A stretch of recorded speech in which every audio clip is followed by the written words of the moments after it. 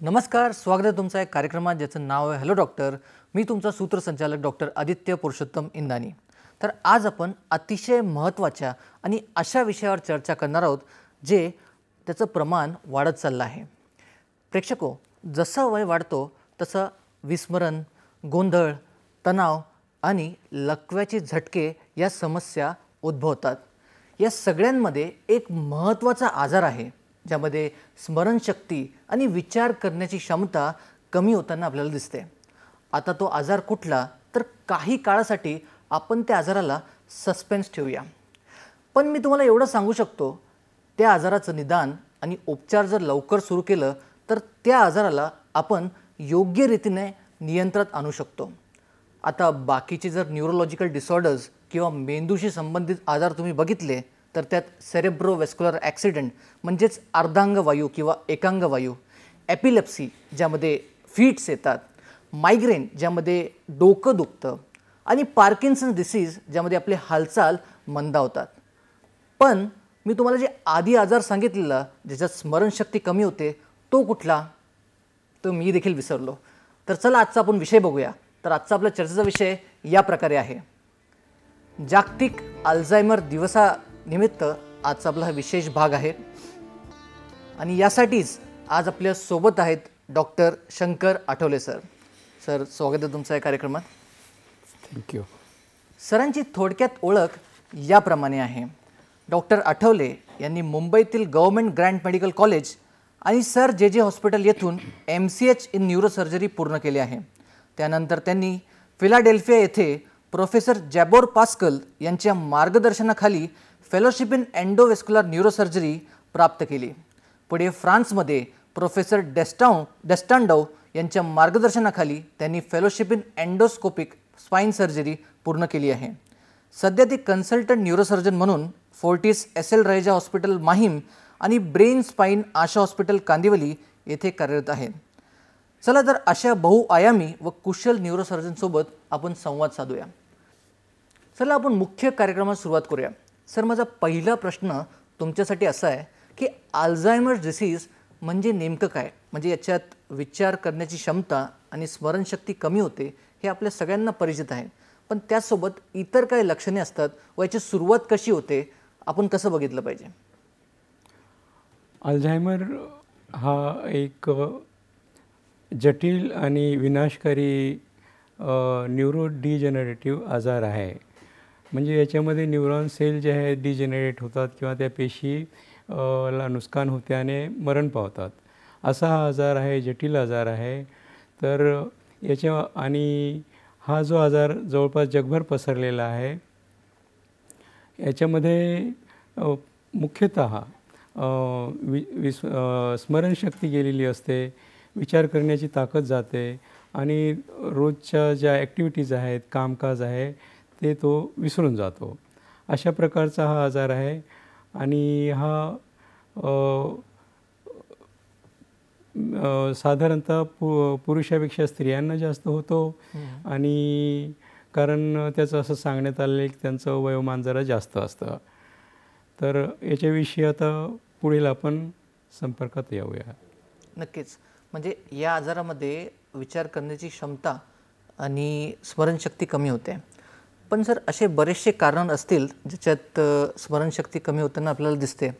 जसं की सगळ्यात महत्त्वाचं कारण त्याच्यात आहे B12 deficiency. One of the curable cause of dementia is B12 deficiency. तर डिमेन्शिया किंवा स्मरणशक्ती कमी होणे हे आपण इतरही कारणात बघतो. तर ते कारण कुठले खरं तर, आणि याच्यात आणि आपण अल्झायमर्समध्ये कसं भेद करतो? साधारणतः डिमेन्शिया म्हणजे एक प्रकारे आपण स्मरणशक्ती कमी होते. त्याच्यामध्ये दुसरे आजार म्हणजे एकतर हा अल्झायमर तर मेन कॉज आहे. हे जवळजवळ 70 ते 80% म्हणू शकतो पॉझिटिव्ह डिसीज फॉर डिमेन्शिया, मतलब मेमरी लॉससाठी. आणि दुसरे आजार म्हणजे पार्किन्सोनिझम डिसीज, ब्रेन स्ट्रोक आणि या आजारामध्ये सुद्धा विस्मरणशक्ती होते. पण जसं की पार्किन्सोनिझम डिसीज आहे त्याच्यामध्ये दुसरे पण सिम्पटम्स असतात.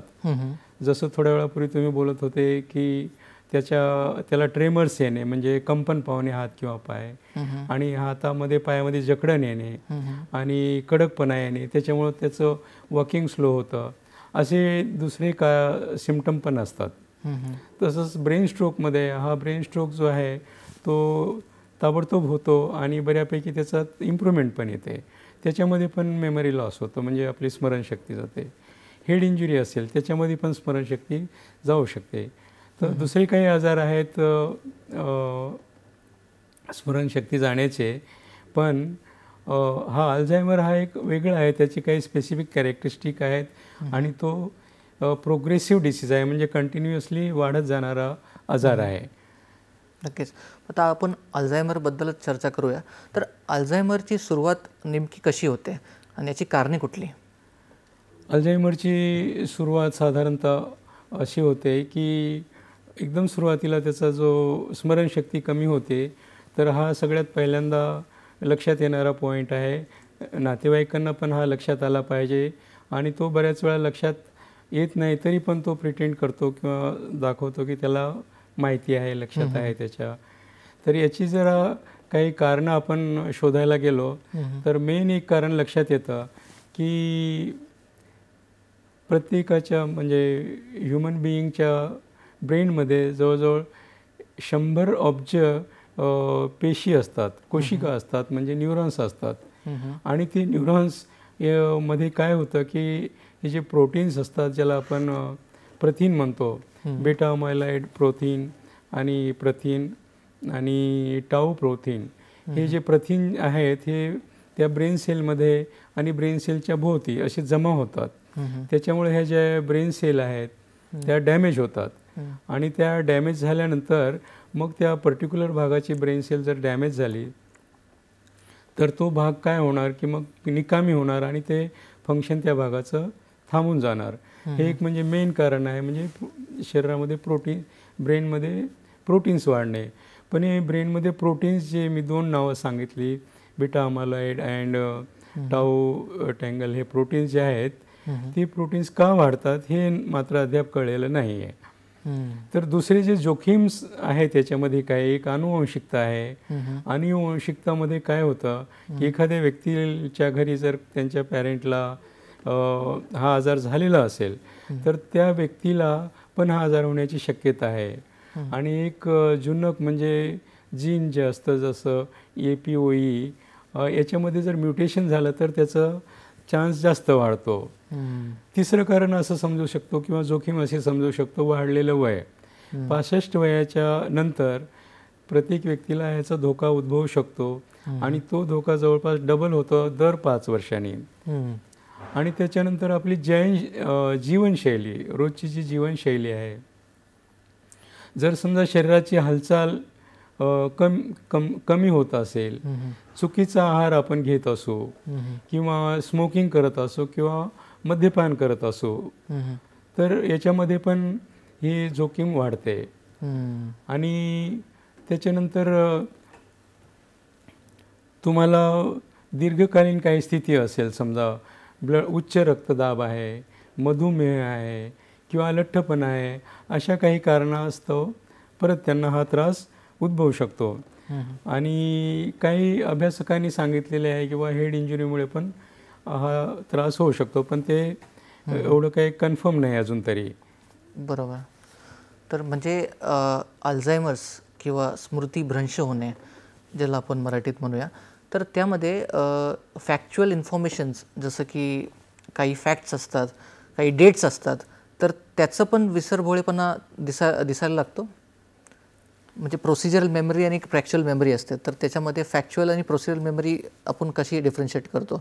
म्हणजे आपलं अल्झायमरची मेमरी आणि बाकीची तर अल्झायमरची जी मेमरी आहे ना ती गेलेली असते आणि त्याच्यामध्ये ते रिकव्हरी नसते. पण दुसऱ्या याच्यामध्ये सपोज एखाद्या व्यक्तीला काहीतरी चाबी कुठं ठेवली आणि तो विसरून गेला आहे, पण नंतर ही ट्रायज टू रिकॉल, म्हणजे तो परत मेमराईज करायचा किंवा लक्षात आणायचा प्रयत्न करतो. आणि जर त्याला ते लक्षात आलं तर ठीक, नाही लक्षात आलं तर तो बोलतो सॉरी जरा माझ्या लक्षातून निघून गेला. तर ते अशा प्रकारे नॉर्मल मेमरी जो लॉस असतो किंवा तो असा असतो. आणि अल्झायमरचा तो विसरला म्हणजे विसरला, त्याच्यामध्ये तो परत लक्षात येत नाही, at least in the later stages mainly. नक्कीच. म्हणजे पहिले डिनायल फेजमध्ये असतं की आपल्याला माहिती आहे गोष्टी, पण तुम्ही असं बोलू नका की मला माहीत नाही आहे, मला आठवण आहे, पण हळूहळू त्याचं जशी स्टेज वाढतं तसं पूर्णच विसरायला लागतो, असं आपलं तुम्ही सांगितलं. तर सर, हे अल्झायमर्स डिसीज किंवा स्मृतिभ्रंश जे आहे, स्मृतिभ्रंशाचं एक कारण अल्झायमर आहे आणि 70-80% जे स्मृतिभ्रंशाचे कारण आहेत त्याच्यामध्ये अल्झायमर सगळ्यात महत्त्वाचं कारण आहे. तर याची तपासणी कुठली असतात, म्हणजे आपल्याला क्लिनिकली हे डिसीज कसं कळेल तपासणीवरून?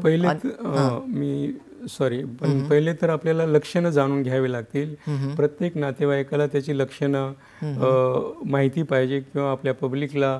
आज हा जो जागतिक अल्झायमर डे आहे 21 सप्टेंबरला, तो याच्यासाठीच आहे की आपल्याला जनजागृती करायची, त्याची लक्षणाची जनजागृती. लोकांना लक्षात आलं पाहिजे की हा अल्झायमर असू शकतो, म्हणून ही लक्षणं प्रत्येकाला माहीत असणं गरजेचं आहे माझ्या हिशोबाने. तर पहिलं लक्षण जे आहे ते स्मृती जाणे. स्मरणशक्ती जी आहे त्याची जाते, म्हणजे कशी जाते की थोड्या वेळापूर्वी काही घटना घडलेली आहे, तर त्याला जर विचारलं की ते असं झालं होतं, तो बोलणार नाही असं नाही काही झालेलं आहे, किंवा कुठं काही बोलला आहे तो, तर मी असं बोललोच नाही, असं स्मृती म्हणजे स्मरणशक्ती जाते. दुसरं म्हणजे तो संभ्रम या अवस्थेत असतो, म्हणजे कुठं जागेवर आहे, समजा तो कुठल्या एरियात आहे, कुठून आलेला आहे त्याच्या लक्षात येत नाही, टाईमचं पण त्याला कळत नाही की काय चाललेलं आहे. आणि मग नंतर भाषेचा प्रश्न होऊन बसतो त्याच्यासोबत. समोरच्या व्यक्तीसोबत त्याला जे कोऑर्डिनेट करायचं, बोलचाल करायचं आहे, ते बोलचाल तो करू शकत नाही, कारण त्याला ते शब्द आठवत नाहीत की त्या कंटिन्यू फ्लुएन्सी निघून जाते, शब्द मतलब आठवत नाही त्याला. सोबत तो लिहू पण शकत नाही, लिहिण्याचं पण मुश्किल होते, कारण त्याला आठवण नसते त्या गोष्टीची. आणि त्याच्यानंतर त्याची जी शक्ती असते निर्णय घेण्याची शक्ती, ती निर्णय घेण्याची शक्ती पण जाते. समजा कुठं मार्केटमध्ये काय परचेस केलं आहे, कितीचं सामान आहे, काय ते तो लक्षात येत नाही. कधी कधी चुकून तो कुठल्या तरी व्यक्तीला खूप जास्त पैसे देऊन बसतो, त्याला ते लक्षात पण येत नाही की त्यांनी जास्त पैसे देऊन बसलेला. आणि मग नंतर त्याच्या व्यक्तिमत्वात बदल होऊ शकतो. अच्छा, व्यक्तिमत्वात बदल होणे म्हणजे चिडचिडा होणे, किंवा कधी शांत बसणे, कधी रागात येणे. आता एवढ्यात एक पिक्चर येऊन गेलेला आहे, त्या हिरोईनला हा आजार होतो. हा आजार तरुणांना पण होऊ शकतो, आपण वयाच्यासाठी बोललो, पण हा तरुणांना पण होऊ शकतो. एवढ्यात तो एक सिनेमा येऊन गेला, त्याच्यात त्या हिरोईनला हा आजार होतो. मग तिला जर तिचा पूर्वीचा प्रियकर आठवला तर ती नवीन प्रियकराला विसरून जाते, त्याच्यावर उलट हमला करते, एवढी ती ॲग्रेसिव्ह होती. म्हणजे असं व्यक्ती नॉर्मल पण राहू शकतो, ॲग्रेसिव्ह पण होऊ शकतो. त्याच्यानंतर जे आहे त्याची दैनंदिन जी कामं आहेत, फॉर एक्झाम्पल सकाळी उठल्यावर शेविंग करणे, आंघोळ करणे, त्याच्यानंतर कपडे घालणे, त्याच्यानंतर जेवण बनवणे, कधी जेवण करणे, ह्या सगळ्या जे रुटीन गोष्टी आहे तो विसरून जातो. गाडी चालवणे विसरून जातो. तर ह्या ॲक्टिव्हिटी तो रोजच्या करू शकत नाही, आणि मग तो एकत्र घाबरायला लागतो आणि एकत्र बाजूला बसायला पाहतो, किंवा अग्रेसिव्हली की माझ्यासोबत असं का. ही लक्षणं प्रत्येकाला जाणून घेणं. जर लक्षणं कळली की आपल्या सिनियरला, आपल्या फॅमिली मेंबरला असं होतं आहे, तर मग ताबडतोब आपण डॉक्टरची मदत घेऊ शकतो.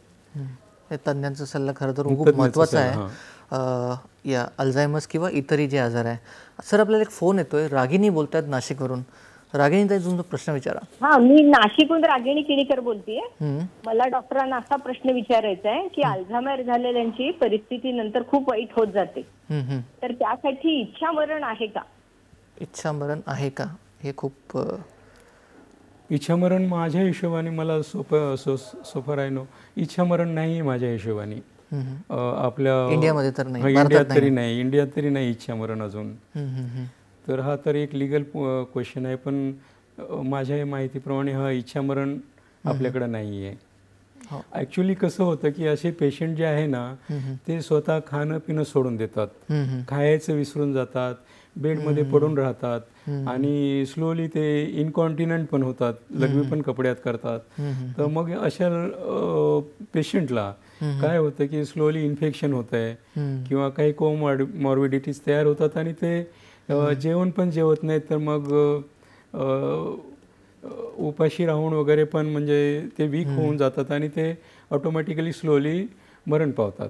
पण त्यांना आपण जबरदस्ती कुठल्याच गोष्टीची नाही करायला पाहिजे, कारण आपल्याला हे माहिती आहे त्यांचं स्टेज टर्मिनल स्टेज आहे. फॉर एक्झाम्पल रोनाल्ड रेगन जे आहे अमेरिकेचे प्रेसिडेंट होते, तर त्यांना एका दिवशी त्यांच्या डॉक्टरनी सांगितलं की प्रेसिडेंट आपको ये हो चुका है, अल्झायमर डिसीज हो चुका है. तर ते समजून गेले की बाबा अरे अल्झायमर डिसीज झाला आहे, तर now it is nothing is good. तर ते एका दिवशी त्यांनी प्रेस कॉन्फरन्स घेतली आणि एका पेपरवर लिहिलं की माझ्या आयुष्याची संध्याकाळ सुरू झालेली आहे आणि wish you all the best असं म्हणून. कारण काय आहे की प्रत्येकाला हे कळलं पाहिजे की ही बिमारी न थांबणारी बिमारी आहे. आपण जास्तीत जास्त काय करू शकतो की त्याला थोडं रोखायचा प्रयत्न करू शकतो, वेग कमी करू शकतो. तर इच्छामरण तर माझ्या हिशोबाने आता इंडियात नाही आहे. या विषयाबद्दल आपल्याला जी माहिती आहे ती पूर्णपणे इथे देता येणार नाही आणि आम्हाला माहीत असलेल्या माहितीवरून असं वाटतं की इच्छामरण आपल्या भारतात तरी नाही आहे, इतर कुठल्या देशात आहे. सर, माझा पुढचा प्रश्न याच्याशीच निगडीत आहे की अल्झायमर्स डिसीज झाल्यानंतर तुम्ही आम्हाला लक्षणे तर सांगितली, पण ब्रेनचे कुठले स्कॅन करावे लागतात का ज्यामुळे हे डिसीज आहे? निश्चितच इन्व्हेस्टिगेशनमध्ये येऊया आपण. रुटीन ब्लड टेस्ट केल्यावर आपल्याला लक्षात येईल की कोलेस्ट्रॉल वाढलेला आहे का, डायबिटीस आहे का. याच्याने काय होणार, डायबिटीस मुळे त्या पेशंटला सुधार येण्यात त्रास होतो. कोलेस्ट्रॉल वाढला असेल तरी अल्झायमरचा धोका वाढतो. ब्लड प्रेशर असेल अल्झायमरचा धोका वाढतो. कार्डियक डिसीज असेल अल्झायमरचा धोका वाढतो. तर हे रुटीन ब्लड टेस्ट झाले. मग त्याच्यानंतर आपण येतो लंबर पंक्चर. लंबर पंक्चर म्हणजे कमरेतून पाणी काढणे. कमरेतून पाणी काढणे त्याला CSF म्हणतो आपण. त्या पाण्याची जर आपण तपास केला तर त्याच्यामध्ये जे बीटा अमायलॉइड जे प्रथिन आहेत ते कमी झालेले असतात आणि टाऊ टँगल्स हे जे प्रथिन आहेत ते वाढलेले असतात. हे एक म्हणजे आपल्याला चान्स मिळतो की हां येस. अच्छा, MRI ब्रेनचा केल्यानंतर त्याच्यामध्ये असे प्रोटीन तर दिसत नाहीत, प्रथिन दिसत नाहीत, तरी पण सपोज आपल्याला जे लक्षात ठेवण्याचं काम करणारे किंवा शिकण्याचं काम करणारा एक भाग असतो मेंदूतला, त्याला आपण हिपोकॅम्पस म्हणतो. तर तो हिपोकॅम्पस काय होतो, तिथला सेल डॅमेज झाल्यामुळे छोटा होऊन जातो, म्हणजे ॲट्रोपिक होतो. तर हे आपण MRI वर बघू शकतो. टेम्पोरल लोब जो इमोशनचा काम करतो तो पण छोटा होऊन जातो. परायटल लोब जो जागेचा अनुमान घेतो, कॅल्क्युलेशन वगैरे सांगू शकतो, तो पण छोटा होतो. म्हणजे ब्रेन ॲट्रोपी होते का, सेल कमी झालेले असतात आणि मग मेंदूमध्ये जे सेंट्रली पाणी जमा असतं ते जास्त होऊन बसतं. असे काही पॉईंट्स MRI मध्ये दिसतात. पण त्याच्या पुढे एक तपास आहे पेट स्कॅन. तर पेट स्कॅनमध्ये हे जे अमायलॉइड प्लेक्स म्हणजे त्याचे गाठी त्या प्रथिनच्या त्या आपल्याला दिसू शकतात. म्हणजे अजून आपण पुढे गेलो, कारण ह्या ज्या गाठी पूर्वी आपल्याला फक्त पोस्टमॉर्टम केल्यावर त्या पेशंटच्या मेंदूमध्ये दिसायच्या, आता आपल्याला पेट स्कॅनमध्ये दिसत आहेत. तर आपण बऱ्यापैकी संशोधन पुढे जात आहे. म्हणजे तपासणी करणं खरं तर गरजेचं आहे, कारण आपण निदानामध्ये चुकू शकतो, कारण बरेचसे कारण आहे ज्याच्यामध्ये हे लक्षण आपल्याला बघायला मिळतात. आणि त्यासोबतच सरांनी जसं आपल्याला सांगितलं की काही पॉईंट्स असतात MRI मध्ये किंवा इतर स्कॅनमध्ये जे अल्झायमरसाठी महत्त्वाचे आहे. सर, आपल्याला एक फोन येतोय, दीपक बोलतायत नांदेडवरून. दीपकजी, तुमचा प्रश्न विचारा. आठवले सरांना माझा असा प्रश्न आहे सर. सर, अल्झायमर जर झालेला असेल किंवा होणार असेल समजा, तर आहार कुठला घ्यावा आणि होणार जर असेल तर कसा लक्षात कसं येईल आपल्या, हे विचारायचं. लक्षणं मी तुम्हाला लक्षणं सांगितली. ती लक्षणं जरा ते मेन म्हणजे त्याचं रोगनिदान लक्षणावर बऱ्यापैकी अवलंबून आहे. तर लक्षणं लक्षात घ्यायला हवी. आणि आहाराविषयी तुम्ही विचारलं मला. आहार म्हणजे ब्रेन स्ट्रोक म्हणा किंवा इतरही मोठे जे क्रोनिक आजार आहेत त्याच्यासाठी सुद्धा आजार एक पर्टिक्युलर म्हणजे आहार हा पर्टिक्युलर कसा असावा, त्या आहारामध्ये तुम्ही जास्तीत जास्त व्हेजिटेबल असाव्यात, फ्रूट्स असावेत, कडधान्य असावेत आणि काय नसावं असे जे झोमॅटोचे वगैरे जे प्रॉडक्ट येतात आपल्याकडं, बर्गर किंवा पिझ्झा पास्ता, कोका कोला, एका कोका कोलामध्ये जवळजवळ 40 ग्राम शुगर असते. तर असे प्रकार आपल्याला अवॉइड करायला हवे. आणि मी तुम्हाला सांगितल्याप्रमाणे स्मोकिंग टाळायला पाहिजे, अल्कोहोल कन्झम्पशन टाळायला पाहिजे. जेवणाविषयी सांगायचं झालं तर सर, यासोबतच एक असा प्रश्न येतो की वयानुसार पण स्मृतिभ्रंश होतं आणि अल्झायमर्समध्ये पण स्मृतिभ्रंश आहे. तर स्मृतिभ्रंश किंवा अल्झायमर्सविषयी तुम्ही आम्हाला बरीचशी माहिती पुरवली, पण त्यासोबत समजा वयानुसार स्मृतिभ्रंश होत असेल तर ते आपण अल्झायमर्समधून कसं डिफरन्शिएट करतो लक्षणांवरून? हां, तर माझ्या हिशोबाने मी पूर्वी थोडासा सांगायचा प्रयत्न केला. वयानंतर जो स्मृतिभ्रंश झालेला आहे तर तो व्यक्ती जो आहे त्याला दुसरे सिम्पटम तर नसतात, दुसरे लक्षण नसतात. पण एक जो स्मृतिभ्रंशचा प्रकार आहे तो त्याला असू शकतो. पण तो कसं करतो, त्याला रिकॉल करू शकतो, अरे सॉरी मी विसरलो, किंवा मग त्याला ते परत लक्षात येतं थोड्या वेळाने. पण अल्झायमरमध्ये असं होत नाही, ते वाढत जातं, स्टेज वाढत जातं ते, आणि स्लोली वाढतच असतं ते. ह्या दोघातला फरक. समजा आपण घरी चावी वगैरे ठेवलेली आहे, तुम्हाला पण होऊ शकतं, मला पण, आणि आपण घाईमध्ये अरे कुठे ठेवली चावी आपण विसरल्यासारखं करतो. हे कधी कधी आपण स्ट्रेस्ड आउट असो, जास्त आपण काम केलेलं आहे किंवा ओव्हरवर्क आहे, रात्री झोपलेलं नाही, तर अशा सिच्युएशनमध्ये पण बऱ्याचदा विसर होऊ शकतो. नक्कीच, हे नॉर्मल आहे. येस सर, तुम्ही आम्हाला सांगितलं की या आजाराला आपण नियंत्रित करू शकतो. तर आत्ता उपलब्ध असलेल्या औषधांपैकी आपण त्या कुठल्या औषधांनी किंवा कुठल्या डॉक्टरांच्या सल्ल्याने या आजाराला नियंत्रित आणू शकतो, काय सांगाल? अच्छा, याला नियंत्रित करण्यासाठी एकतर मेडिकल ट्रीटमेंट ती फारशी उपयुक्त नाही, तरी पण मेडिकल ट्रीटमेंटमध्ये काही औषधं आहे, जसं की फॉर एक्झाम्पल डोनेपोझिल, मेमेंटिन, ही औषधं त्याला दिल्यानंतर त्याला थोडंसं मेमरी म्हणजे लक्षात राहण्याचा फायदा मिळू शकतो. आणि थांबवायचं जर असेल, याच्याने थोडंसं बेनिफिट मिळतो, पण थांबवायचं जर असेल तर 2-3 गोष्टीवर खूप लक्ष द्यायला लागेल. एक तर संतुलित आहार, जसं मी आहार सांगितलं तुम्हाला, त्या आहारावर म्हणजे हेल्दी इटिंग म्हणू शकता तुम्ही त्याला. आपण हेल्दी इटिंग म्हणजे एकदमच फ्रूट्स, त्याच्यानंतर लिफी व्हेजिटेबल, फ्रूट व्हेजिटेबल, अशा सगळ्या भाज्या फळभाज्या खाणे, आणि वेळेवर जेवणे, वेळेवर झोपणे, आणि हे म्हणजे आहारावर. आणि परत एकदा सांगतो, स्मोकिंग थांबवायलाच लागेल, स्मोकिंगमुळे बऱ्यापैकी रिस्क आहे याच्यामध्ये. आणि अल्कोहोल कन्झम्पशन ऑल्सो, किंवा दारू न पिणे. मग त्याच्यानंतर नियमित व्यायाम करणे, हा एक प्रत्येकाची जबाबदारी आहे. आणि मोठ्या व्यक्तींसाठी हा नियमित व्यायाम म्हणजे 150 मिनटं व्हायला हवा दर आठवड्याला. आठवड्याला 150 मिनटं त्यांनी चालायला हवं. आणि नुसतं चालणं नाही तर ब्रिस्क वॉकिंग केली म्हणजे काय होतं की आपल्या पायामध्ये जे मसल असतात त्याला आपण एक सेकंड हार्ट म्हणतो, ते खालचं रक्त पंप आउट करतं वरती, आणि मग सर्क्युलेशन आपलं वाढतं, आणि त्याच्याने आपल्याला फायदा मिळतो. आणि हे झालं मोठ्यांसाठी. लहानासाठी त्यांनी कमीत कमी 1 घंटा रोजचा काही गेम खेळावा, किंवा रनिंग करावं, किंवा काहीतरी असं व्हिगरस एक्सरसाइज करावा. त्याच्यानंतर सामाजिक व्यवस्थेसह, आता सामाजिक व्यवस्था म्हणजे ह्या सर्वांसोबत मिक्स होणे गरजेचं आहे, सोशल व्हायला हवं. त्याच्याने पण तुम्हाला म्हणजे हा अल्झायमर टाळता येतो. आणि त्याच्यानंतर एक जे महत्त्वाचं आहे, केअरटेकर.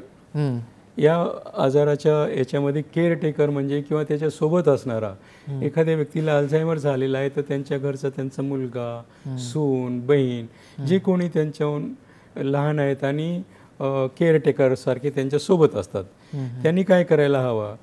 आजकाल नॉर्मली आपण काय करतो की आपले वडील समजा 60 वर्षाचे झालेत, तर आपण काय करतो, त्यांना बोलतो की बाबा तुम्ही आमचं खूप मेहनत केली, आमच्यासाठी 60 वर्षे मेहनत केली, आता तुम्ही काही कामं करू नका, आम्ही तुमची काळजी करतो, आमचं म्हणजे आम्ही आहे आता तुमच्यासाठी. मग त्यांना ते काय करतात, कॉटवर बसून राहा, मुलाला सांगतात पाणी आणून दे, बहिणीला सांगतात हे कर, सगळं त्यांना म्हणजे कॉटवर द्यायचा प्रयत्न करतात. का तर त्यांना वाटतं की त्यांनी खूप केलं आहे आमच्यासाठी, पण ते अतिशय चूक करत आहेत.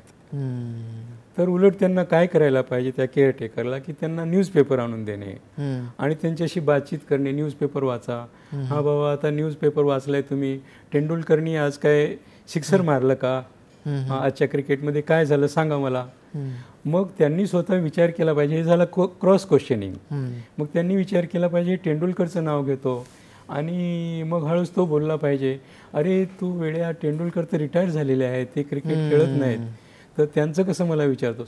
म्हणजे असं त्यांच्या बुद्धीला स्टिम्युलस दिला पाहिजे, चालना दिली पाहिजे. त्याच्यानंतर त्यांना रोज शाळेत मुलांना घेऊन घरी या, काही हिशोब दिला पाहिजे त्यांना, की बाबा तुम्ही मला आता 500 रुपये देतो, मार्केटमधून एवढं सामान घेऊन या. त्यांना हे सगळं म्हणजे सांगायला हवं. आणि फॉर एक्झाम्पल आपण का बोलायला मी, की ते जर ट्रेनिंगमध्ये असतील तर त्यांना हा डिलेड होणार या सिम्पटम्सवर नियंत्रणात आणू शकतो. हा नियंत्रण. आता दुसरं उदाहरण सांगतो तुम्हाला. आम्हासाठी पण 5-7 वर्षापूर्वी, 8-10 वर्षापूर्वी प्रत्येकाला जवळपास कोणाला 100, कोणाला 200, 300 असे फोन नंबर लक्षात होते.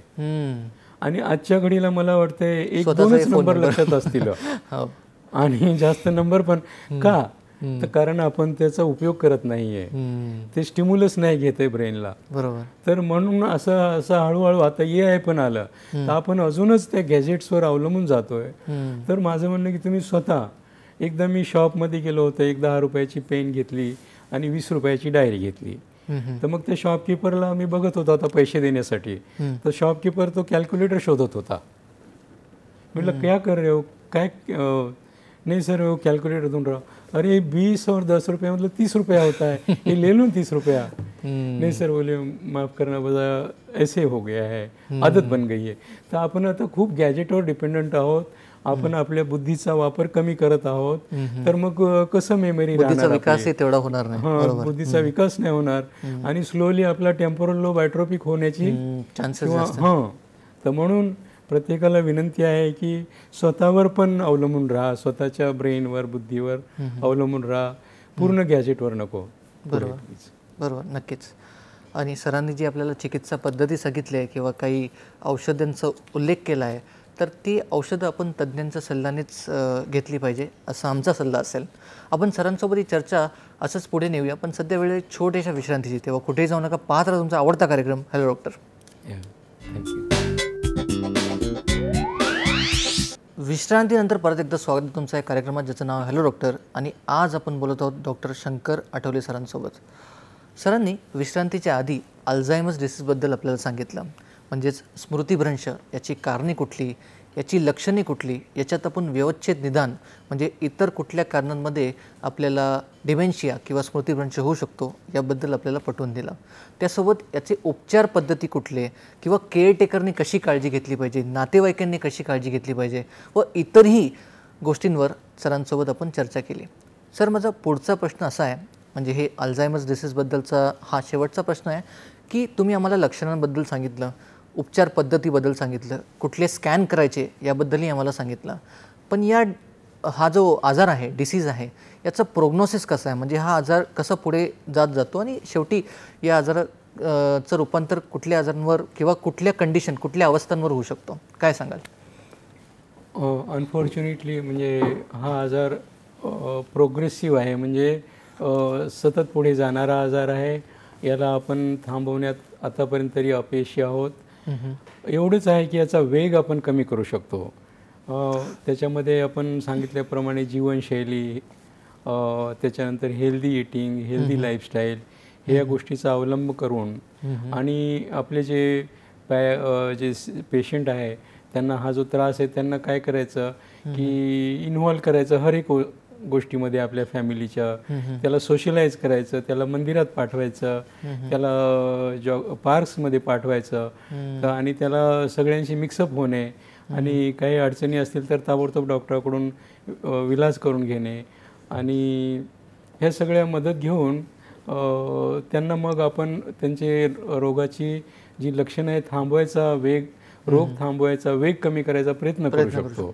पण हा आजार न थांबणारा आहे, कारण याच्या ब्रेनमध्ये, याच्या मेंदूच्या पेशीमध्ये ते प्रोटीन्स कंटिन्युअसली जमा होत आहेत, प्रथिन जे आहे ते जमा होत आहेत आणि त्याच्यामुळं हा आजार स्लोली पुढे जाऊन एक स्टेज, हा आजार कधी 2-3 वर्षामध्ये प्रोग्रेस होऊ शकतो, कधी 15-20 वर्ष पण चालू शकतो. त्याच्यामुळे एवढं न घाबरता आपल्याला त्यांना त्या लक्षणाला पटापट लवकरात लवकर ओळखून त्याला लक्षणाला थांबवणे किंवा त्यांच्यासाठी प्रयत्न करणे, हा प्रयत्न करायला हवा.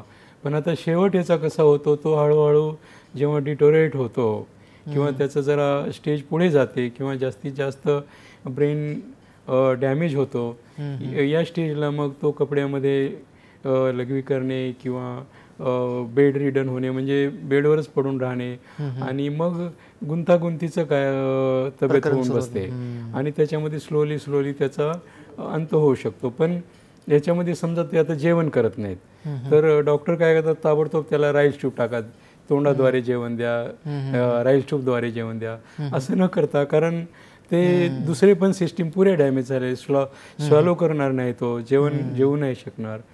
तर याच्यामध्ये राईस ट्यूब टाकून उपयोग नाही. तर त्याला जे हवं ते देत राहायला लागेल. आईस्क्रीम हवं तर आईस्क्रीम, जे पाहिजे ते. कारण काय, तुम्ही याच्यामध्ये त्यांना जेवण देऊन किंवा काही चांगलं औषध देऊन फारसा फरक नाही पडणार आहे. तर स्लोली टर्मिनेटिंग डिसऑर्डर म्हणू शकतो.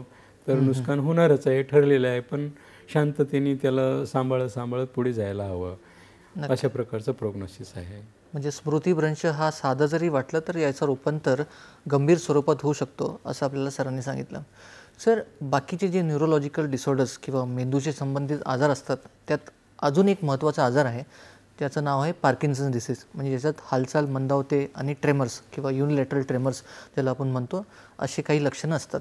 तर त्याबद्दल काय सांगाल? म्हणजे हे कुठल्या वयोगटात सुरू होतं आणि याच्यात लक्षणे प्लस आपण याला कसं बघतो? पार्किन्सोनिझम डिसीज असा आहे की याच्यामध्ये ज्या पेशी आहे, एक सबस्टन्सिया नायग्रा म्हणून भाग असतो मेंदूचा, त्या भागातल्या ज्या पेशी आहेत त्या काय डोपामिन प्रोड्यूस करतात. तर त्या पेशी काय होतात, हळूहळू डॅमेज व्हायला लागतात. जसे त्या पेशी डॅमेज झाल्या तसं त्या पेशंटला हा आजार लागतो आणि ह्या आजाराची सुरुवात अशी ट्रेमर्सनी होते. ट्रेमर्स म्हणजे कंपन, बोटं कापणे वगैरे, थरथरी होणे आणि हळूहळू मग शरीराची एक बाजू किंवा दोन्ही बाजूचे हात आणि पायाला कंपन येणे. मग त्याच्यामध्ये हात आणि पायामध्ये असं स्टिफनेस येतो, म्हणजे जखडण येते आणि त्याच्या हालचाली कमी होऊन बसतात. मग तो चालत असेल तर एकदम छोटे स्टेप घेतो, एकदम हळू चालतो आणि स्लोली, म्हणजे त्याला मेमरी पण, म्हणजे स्मृती पण जाते, त्याची स्मृती पण नाश होते. पण ते त्याच स्टेजमध्ये होते की नंतर जाऊन त्याला? नंतर होते. सुरुवातीला कंपन सुरुवात होते आणि स्लोली तो डिटोरेट होतो मग. बरं, म्हणजे या आजारामध्ये आपल्याला कंपन होणे, हालचाल मंदावणे आणि यासोबत जे शारीरिक लक्षणे आहेत ते आपल्याला बघायला मिळतात आणि नंतर जाऊन त्याला स्मृतिभ्रंशसारखे किंवा इतरही जे लक्षणं आहे मानसिक संबंधी ते आपल्याला दिसू शकतात. सर, मग पार्किन्सन्स डिसीज हा जो आजार आहे ज्याच्यामध्ये कंपन होणे, तर कंपन होण्याचे पण इतर कारणे असू शकतात. हां, तर त्याबद्दल तुम्ही काय सांगाल की याच्यात कुठले कारणे आहेत? याला पण इतर कारणे म्हणजे सपोज एक काही व्यक्ती खूप जोरात बोलत असेल किंवा स्ट्रेस्ड आउट आहे, तरी तो असा थरथर कापायला लागतो, एक नॉर्मल झालंय. आणि त्याच्यानंतर काहींना हेरिडिटरी पण असतं, म्हणजे ट्रेमर्स असतात, त्याला कंपनपणा असतो, हेरिडिटरी. काही अल्कोहोलिक जर असेल की रेग्युलर अल्कोहोल कन्झम्पशन करतात, त्यांना पण ट्रेमर येऊ शकतात. तर त्या ट्रेमरची बरीचशी काही कारणं आहेत. तर बरेच जे ट्रेमर्स आहेत किंवा कंपन आहे, ते जरुरी नाही की ते आजार आहेत. म्हणजे पार्किन्सनचे जे ट्रेमर आहेत ते खरं तर काळजी घेण्यासारखे आहे. नक्कीच. सर, पार्किन्सन्स डिसीजबद्दल जर आपल्याला अजून बोलायचं असेल तर याचं निदान हे आपण क्लिनिकली किंवा लक्षणं बघून करू शकतो, पण याच्यात पण काही स्कॅन करायची गरज असते का? हां, नक्कीच. आजकाल तर आपण ब्रेनच्या प्रत्येक आजारासाठी स्कॅन करतो आणि लक्षात घ्यायचा प्रयत्न करतो की कुठला मेंदूचा भागामध्ये डॅमेज आहे. मग याच्यामध्ये सबस्टन्सिया नायग्राचा एरियामध्ये लक्षात येईल की डिफेक्ट आहे ना. तसं म्हणजे एम आर आय करणं गरजेचं आहे. MRI करणं गरजेचं आहे. आणि त्यासोबत याची चिकित्सा किंवा उपचार पद्धती काय असेल? त्याच्या उपचार पद्धती म्हणजे सिनडोपा नावाचं जे एक मेडिसिन आहे ते दिलं जातं, पण अनफॉर्च्युनेटली हे मेडिसिन स्लोली त्याचा डोस वाढवायला लागतो आणि हळूहळू डोस वाढवून सुद्धा हे मेडिसिन निकामी ठरायला लागतं. कधी कधी डीप ब्रेन स्टिम्युलेशन हा एक प्रकार आहे, सर्जिकल प्रकार, तो आपण त्याच्यावर ट्राय करू शकतो आणि त्यामध्ये ट्रेमर कंट्रोलमध्ये येण्याची शक्यता असते. पण हा आजार बऱ्यापैकी म्हणजे प्रोग्रेस होत राहतो. हा पण आजार त्या अल्झायमर सारखाच डिजेनरेटिव्ह म्हणजे ते न्यूरॉन्स डॅमेज होणे कंटिन्युअसली अशा प्रकारचा आहे. त्याच्यामुळे याला आपण थांबू नाही शकत. पण औषध उपचारांनी आपण याला नियंत्रित करू शकतो का? काही प्रमाणात नियंत्रित करू शकतो, पण स्लोली ही औषधं इनइफेक्टिव्ह होतात, काम करायला बंद होतात. त्यांचा डोस वाढवायला लागतो. डोस वाढवून एका स्टेजला असं लक्षात येतं की फायदा मिळत नाही त्या औषधांनी. मग एक सोबत दुसरा सोबत 3-4 औषधं पॅसिटेन पण देतो सोबत आपण. असे औषधं वाढवतो. औषधं वाढवून मग एक स्टेज अशी येते की त्याचा ॲडव्हान्टेज नाही मिळत मग. नक्कीच. म्हणजे पार्किन्सन झालं किंवा अल्झायमर झालं, हे सगळे न्यूरो डिजनरेटिव्ह डिसऑर्डर्स आहे. म्हणजेच मेंदूमध्ये जे सेल्स असतात ते ॲट्रॉफिड होत जातात आणि याचं प्रमाण म्हणजे तीव्रता जी असते ती वयानुसार किंवा वेळेनुसार वाढत जाते. सर, त्यासोबत जेव्हा आपण न्यूरोलॉजिकल डिसऑर्डर्सबद्दल चर्चा करतो, तर अजून एक महत्त्वाचा आजार आहे, तो म्हणजे एपिलेप्सी किंवा फिट येणे. आता लहान मुलांमध्ये पण फीट येतात, म्हणजे वयाच्या 5 वर्षापर्यंत जे फीट असतात, फेब्राईल कन्व्हल्जन्स असतात, ते वेगळे आहे. पण जे एपिलेप्सी आहे किंवा जे फीट आहे, तर त्याबद्दल तुम्ही काय सांगाल की ह्यांना आपण कसं ओळखतो आणि याच्यात प्राथमिक आपण उपचार काय करू शकतो? अच्छा, फीट येणे म्हणजे एखाद्या व्यक्तीस काय होतं की ती फीट कधी मायनर फीट असू शकते, मेजर फीट असू शकते. ती फीट रस्त्यावर येऊ शकते किंवा घरी येऊ शकते. समजा आपण एक मेजर फीटविषयी किंवा मोठ्या एपिलेप्सीविषयी फीटविषयी जर बघितलं तर काय होतं, तो त्या व्यक्तीला हळूहळू म्हणजे हातात किंवा पायात किंवा चेहऱ्यावर अचानक अबनॉर्मल मुवमेंट सुरू व्हायला लागतात आणि ब्रेनमध्ये जे इलेक्ट्रिक करंट असतो किंवा इलेक्ट्रिक सिग्नल इकडून तिकडे ट्रॅव्हल करतात त्या डिस्टर्ब होतात आणि त्याच्यामुळं त्याचा हात हळूहळू हलायला लागतो, मग चेहरा हलायला लागतो, मग पाय पण हलायला लागतो. म्हणजे जवळदूर अशा त्याला झटके यायला लागतात आणि सोबत मग त्याचं दात पकडले जातात, दातखिळ बसते आणि तोंडातून फेस पण येऊ शकतो, कधी कधी जीभ कापली जाते. तर अशा प्रकारचं त्याची स्थिती होते आणि हळूहळू तो बेशुद्धही होतो या स्थितीमध्ये आणि मग काही वेळानंतर फीटचा असर गेला की मग तो आपोआप नॉर्मल होतो आणि त्याच्यानंतर मग त्याला सिव्हिअर बॉडी एक होता, त्याला आठवत पण नाही काय झालं, माझ्यासोबत काय झालं असं बोलायला लागतो तो. अशा प्रकारचं त्याचं ते फिट्समध्ये असं होऊन जातं. नक्कीच. आपण अपस्मार किंवा एपिलेप्सीबद्दल अजून चर्चा करूया, पण सध्या वेळ झाली छोट्याशा विश्रांतीची, तेव्हा कुठे जाऊ नका, पाहत राहा तुमचा आवडता कार्यक्रम हॅलो डॉक्टर.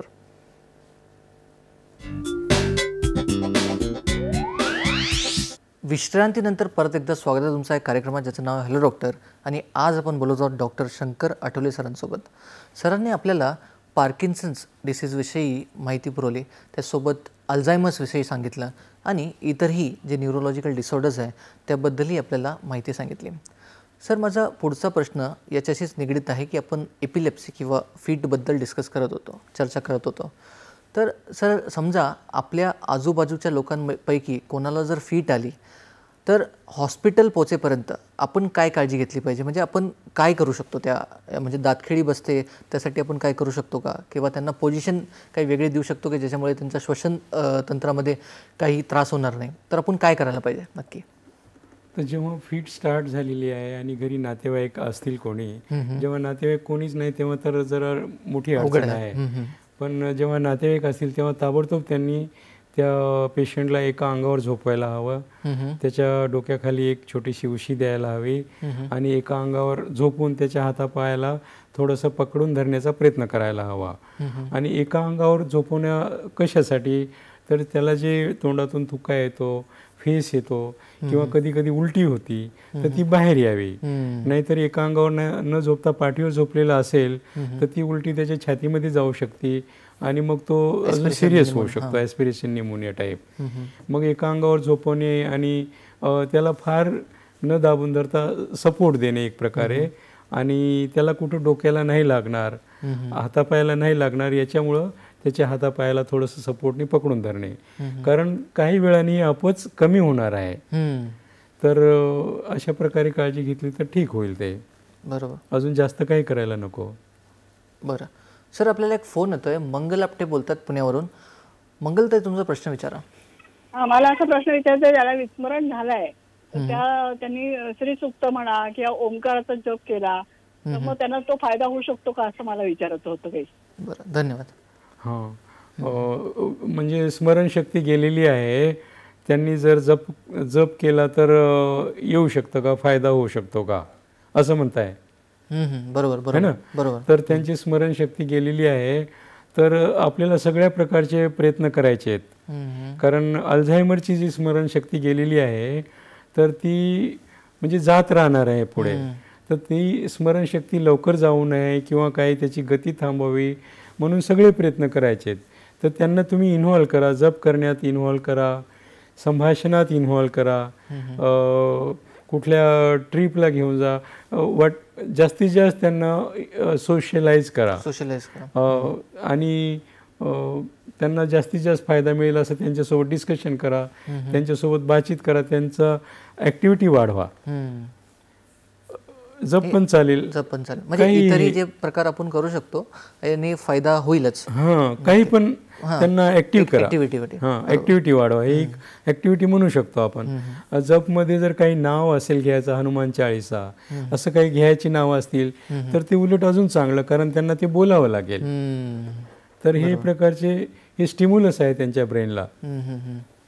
बरोबर. म्हणजे हे विस्मरणसाठी आपण हे जप किंवा इतरही प्रकार आपण करू शकतो. करेक्ट. हां सर, आपण एपिलेप्सी किंवा फिटबद्दल चर्चा करत होतो, तर त्यात तुम्ही आम्हाला त्याची लक्षणे सांगितली आणि हे आपण काय काळजी घेतली पाहिजे याबद्दलही आम्हाला सांगितलं. सर, एपिलेप्सीमध्ये किंवा फिटमध्ये जी औषधे दिली जातात ती आयुष्यभर घ्यावी लागतात? आम्ही त्याचं कसं करतो की समजा आता फिट आलेली आहे, सपोज 21 सप्टेंबरला फिट आली 2025ला, तर त्या फिटपासून पुढे 3 वर्ष नॉनस्टॉप मेडिसिन त्याची देतो आणि 3 वर्षानंतर त्याला स्टेप बाय स्टेप हे मेडिसिन कमी करतो. जसं 3 टाइम्स होतं तर 2 टाइम्स, 1 टाइम असं 3-3 महिन्यांनी कमी करतो. हे म्हणजे लाईफ लॉंग मेडिसिन देत नाही. पण जर परत समजा एखाद वर्षानंतर आली असेल तर त्या वेळेपासून परत पुढील 3 वर्ष हे मेडिसिन घेत राहायला लागेल. कारण बगर मेडिसिनचं त्याला फिट येत राहणार आणि ब्रेन त्याला म्हणजे डॅमेज पण होणार, ऑक्सिजन कमी मिळतो त्या काळात ब्रेनला. तर मेडिसिन चांगली घेतली, रेग्युलर घेतली आणि त्याला समजा वेळेवर झोपणे, वेळेवर जेवणे, स्ट्रेस न घेणे, तर मग त्याला काही नॉर्मल होऊ शकतो तो. आणि या फिट येणाऱ्या पेशंटला आपण म्हणजे गतिमान गोष्टीमध्ये जरा रोकायचं. लाईक ट्रेनमध्ये जाताना, बसमध्ये चढताना स्विमिंग नाही करू द्यायला पाहिजे, ड्रायव्हिंग वगैरे ह्या गोष्टीपासून त्याला जरा दूर ठेवायचं. बरोबर. ही काळजी घेणे त्याची. नक्कीच.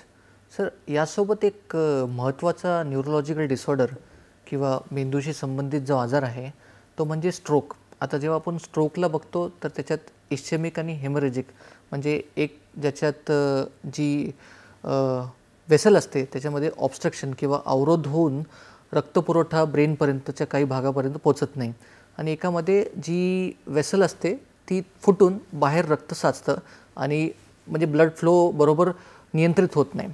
तर स्ट्रोकचे जे लक्षण किंवा अर्धांगवायू, एकांगवायू ज्याला आपण सामाजिक भाषेत म्हणतो, तर त्याबद्दल तुम्ही काय सांगाल? याच्यात लक्षणे कुठली आणि याच्यात काळजी काय घेतली पाहिजे?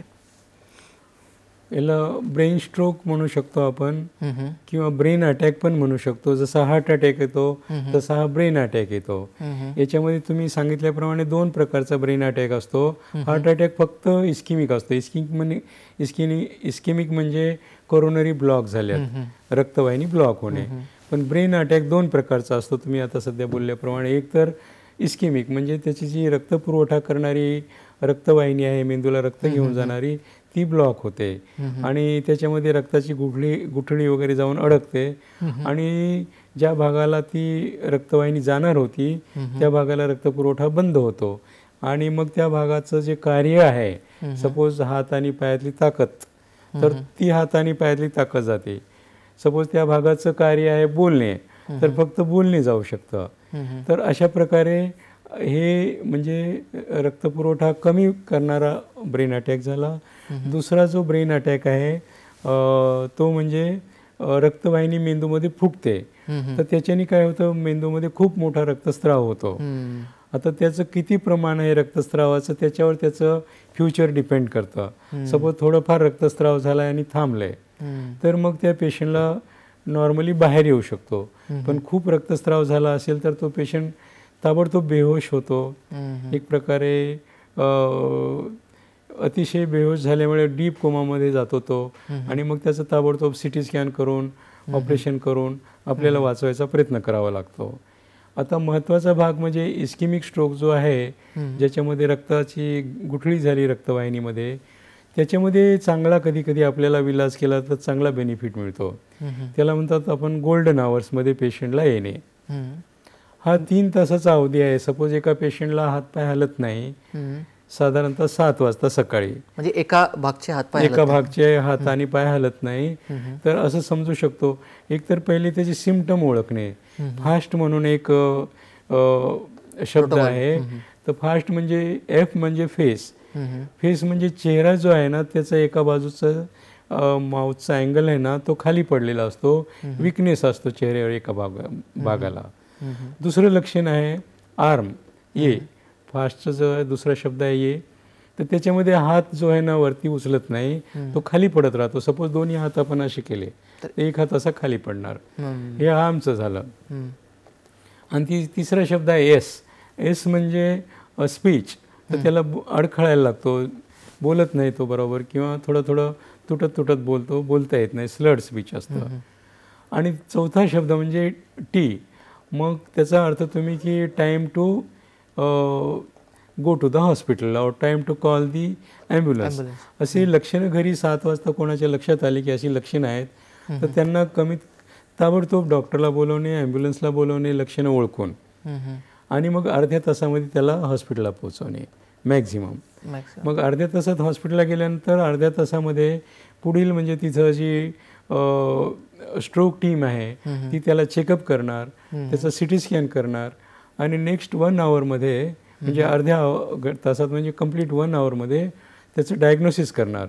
अच्छा, डायग्नोसिस करण्यामध्ये महत्त्वाचा भाग असा आहे, CT स्कॅन याच्यात खूप युजफुल आहे, आणि ब्लड टेस्ट वगैरे. तर CT स्कॅनमध्ये लक्षात येईल की त्याला ब्रेन हेमरेज आहे की इस्केमिक स्ट्रोक आहे, म्हणजे कुठल्या प्रकारचा स्ट्रोक आहे. जर इस्केमिक स्ट्रोक असेल म्हणजे रक्तपुरवठा न होणे, हा जर ब्रेन अटॅक असेल तर मग ताबडतोब त्याला स्ट्रोकची जी टीम आहे त्याला हॉस्पिटलमध्ये ICUमध्ये घेते आणि त्याला ते थ्रोम्बोलायटिक इंजेक्शन देते. थ्रोम्बोलायटिक इंजेक्शन म्हणजे काय की रक्ताची गाठ आहे त्या रक्तवाहिनीमध्ये जी त्याला रक्तपुरवठा पुढे होऊ देत नाही, आणि पुढे रक्तपुरवठा नाही झाला म्हणून या व्यक्तीचा हात आणि पाय काम करत नाही आहे. मग त्या इंजेक्शनमुळं ती रक्ताची गाठ वितळते आणि ताबडतोब रक्तपुरवठा पूर्ववत होतो. आणि जसाही रक्तपुरवठा पूर्ववत झाला की मग त्याच्या हातापायामध्ये जीव येतो. एक प्रकारे हे मिरॅकल होऊन बसतं. पण हे कधी होतं, हा पेशंट वेळेत आला पाहिजे आणि वेळेत त्याला ते थ्रोम्बोलायटिक इंजेक्शन मिळालं पाहिजे, तर हे काम होऊ शकतं. आणि याला गोल्डन आवर्स पिरियड म्हणतात. हा पिरियड आहे 3 घंट्याचा.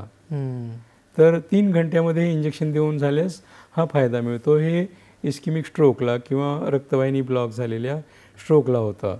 आणि हेमरेजिक स्ट्रोकला ऑपरेशन करायला लागतं. आणि पण हेमरेजिक स्ट्रोक अजून थोडा जास्त नुकसानदायक असतो, डेंजरस असतो. त्याच्यामध्ये रिकव्हरी कमी असते, पण रिकव्हरी झाली तर चांगली रिकव्हरी होती त्याच्यामध्ये. आणि हे इस्केमिक स्ट्रोकमध्ये एकदा पॅरालायसिस बसला, अर्धा अंगवायू बसला की मग सुधार कितपत येईल, समजा 50% येऊ शकतो, 60-70% असं येऊ शकतो. आणि पहिले 3 महिने फार अतिशय महत्त्वाचे. याच्यामध्ये रिहॅबिलिटेशन, फिजिकल थेरपी हे करून मग त्याला सुधार येण्याची शक्यता वाढते. सर, स्ट्रोकबद्दल सरांनी आपल्याला खूप सुंदर माहिती सांगितली की याची कारणे, लक्षणे आणि याची उपचार पद्धती कशी आणि गोल्डन आवरबद्दल तुम्ही लक्षात घेतलं पाहिजे. सर, माझा शेवटचा प्रश्न संक्षिप्तमध्ये असा तुम्ही सांगा की मायग्रेनबद्दल तुम्ही काय सांगाल? कारण हेडेकचे बरेचसे कारण असतात, डोकेदुखीचे बरेचसे कारणं असतात, ज्याच्यात मेनिंजायटिस बघतो, सबर एरेक्टोड हेमरेज आहे किंवा इतरही जे डेंजरस कारणे आहे. पण मायग्रेन हा जो कारण आहे त्याबद्दल तुम्ही काय सांगाल संक्षिप्तमध्ये? मायग्रेन एक असा आजार आहे की त्या व्यक्तीला हे एपिसोडिक असतं, म्हणजे मधून येतं. तर त्याला एका साईडला डोक्यामध्ये दुखायला लागतं, सोबत म्हणजे मग चक्कर येऊ शकते, उलटी होऊ शकते, मळमळ होऊ शकते. आणि अशा व्यक्तीला जर समजा तो उन्हात गेला तरी त्याचं डोकं दुखायला सुरू होतं, किंवा त्याला खूप प्रकाश आला समोर तरी डोकं दुखतं. आणि आजूबाजूला समजा लाऊडस्पीकरचा आवाज किंवा कोणी मोठमोठ्याने बोलत असेल तरी त्याचं डोकं पकडतं. हे समजा अल्झायमरसाठी. आणि एखाद्याला समजा सायनस हेडेक असेल तर त्याचं डोकं जे समोरच्या भागात दुखायला सुरू होईल. आणि दुसरे जे हेडेक आहेत, मेनिंजायटिसचे हेडेक, ते त्याच्यामध्ये मानेला कडकपण येतं, इतरही जे लक्षणे असतात. हां, आणि इतर लक्षणं असतात त्याचे, ताप आलेला असतो, आणि कधी कधी ब्रेन ॲन्युरिझम असतो, तो फुटलेला असतो, मेंदूत रक्तस्राव होतो. त्याचं हेडेक वेगळं असतं, कारण त्याच्यामध्ये मग शुद्ध पण हरपायला लागते. पण हे मायग्रेनचं हेडेक आहे, काही वेळासाठी राहतं, समजा 2-3 घंटे राहू शकतं, किंवा कधी कधी जास्त काळ राहू शकतं, कधी कधी 2-2, 3-3 दिवस राहू शकतं. पण आजकाल एवढी मेडिसिन चांगली आलेली आहेत की ते मायग्रेनचं हेडेकसुद्धा कंट्रोलमध्ये येऊ शकतं. आणि त्याला काही प्रोफायलेक्टिक मेडिसिनसुद्धा आहेत. पण त्याच्यामध्ये पण, मायग्रेनमध्ये पण वेळेत झोपणे, वेळेवर जेवणे, स्ट्रेस न घेणे, हे काही प्रिकॉशन घ्यावे लागतात. नक्कीच. म्हणजे मायग्रेन हा खरं तर जीवघेणे आजार नाही आहे, जे इतर न्यूरोलॉजिकल डिसऑर्डर्स किंवा मेंदूशी संबंधित आजार आपण चर्चा करत होतो त्याच्याशी निगडीत जर बघितलं तर धन्यवाद सर, तुम्ही इथे आलात आणि आमचं एवढं चांगल्या प्रकारे मार्गदर्शन केलं आणि आम्हाला मायग्रेनबद्दल किंवा CVA, सेरेब्रो व्हॅस्क्युलर ॲक्सिडेंटबद्दल, किंवा पार्किन्सन्स डिसीज झालं, अल्झायमर्स डिसीज झालं, किंवा इतरही जे न्यूरोलॉजिकल डिसऑर्डर्सबद्दल आम्हाला सांगितलं आणि आमचं मार्गदर्शन केलं, त्यासोबत तुमचे खूप खूप धन्यवाद आणि आभार. मी पण तुम्हा सर्वांचा आभारी आहे. आणि thank you very much. Thank you doctor Aditya. आणि तुमच्यासाठी असंच नवनवीन चर्चासत्र आपण सुरू ठेवू. पण सध्या वेळ झाली तुमचं निरोप घेण्याची. चर्चेतील माहिती तुमच्या दैनंदिन जीवनात नक्कीच उपयोगी पडेल आणि आरोग्याच्या दृष्टीने तुम्हाला याचा फायदा होईल ही अपेक्षा. तर प्रेक्षको, योग्य सल्ला द्या, योग्य सल्ला घ्या, स्वस्थ रहा, मस्त रहा. नमस्कार.